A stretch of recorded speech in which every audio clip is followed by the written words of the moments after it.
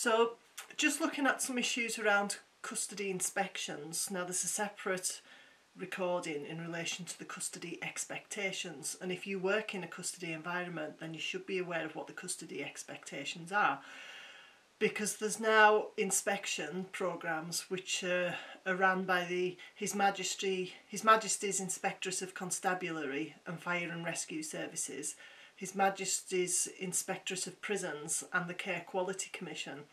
And this particular one, I just want to highlight a couple of issues from. The inspection occurred in July 2022, but they only published the actual report in November of 2022. And you can access all of these custody inspection reports online. And particularly I want to draw out of this report what was said in relation to the use of force in the custody unit and levels of observations, because things I often go on about is issues connected with the use of force. And whether it's necessary, reasonable, proportionate, whether sufficient time is given to attempts to de-escalate, and also about the levels of observations and the application of those, and if custody staff actually fully understand the 4 levels of observation and what that actually means, particularly the rousing procedures. So what this report actually said was cause of concern, one of the causes of concern was use of force. The force's governance and oversight of the use of force in custody isn't good enough. Limited recording on custody records, a lack of use of force forms for incidents, and limitations in the way quality assurance is carried out means it doesn't have accurate information to support effective scrutiny. Our CCTV review found incidents weren't always managed well. The force can't show that when force is used in custody it is always necessary, justified and proportionate. Recommendation: the force should scrutinise the use of force in custody to show that when force is used in custody it is necessary, justified and proportionate. This scrutiny should be based on accurate information and robust quality assurance. So again, one of the things is about the use of force form. If any force is used on a person, then there needs to be a use of force form submitted, and that form in itself is disclosable in relation to any claims or prosecutions that occur. The force has adopted the College of Policing's authorised professional practice.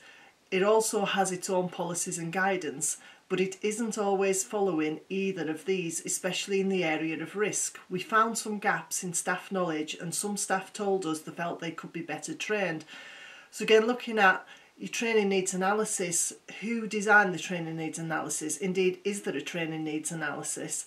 And then how often is that training actually conducted? And recommendation from the College of Police is that there's annual refreshers in relation to custody specific issues.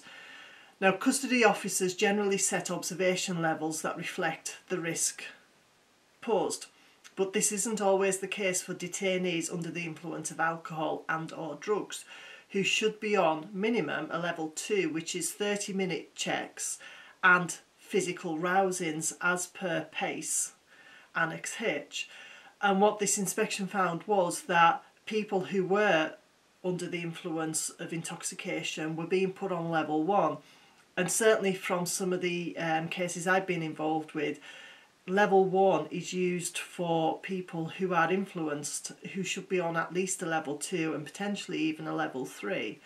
And that welfare checks weren't always carried out on time. The force should take immediate action to mitigate the risks to detainees by making sure its risk management practices are safe, follow the authorised professional practice guidance and are consistently carried out to the required standard. Examples given in the report include detainees under the influence of alcohol and or drugs aren't always placed on level 2 observations minimal with rousals.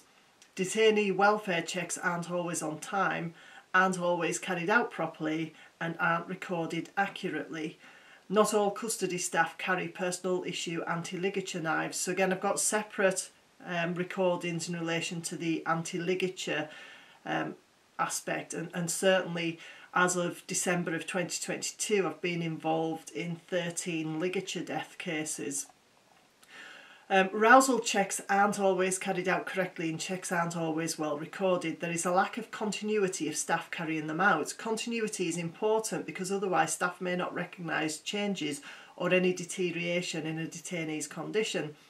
And this, if we go back to even the 2006, the initial publication of the Safer Detention and Handling of Persons in Police Custody, it emphasised from 2006 that where possible, it should always be the same person going to do the rousals so that they can have a baseline and recognise whether the detainee is improving or deteriorating.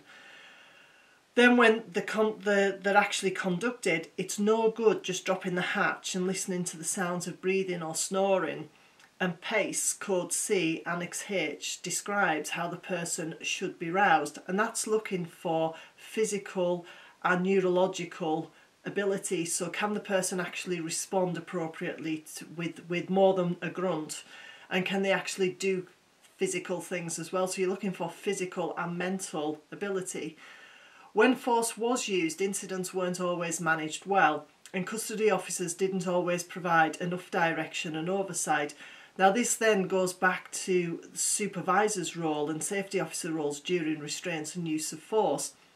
And this goes back as far as the 2004 review that was conducted by the Metropolitan Police in relation to the role of a supervisor during any restraint.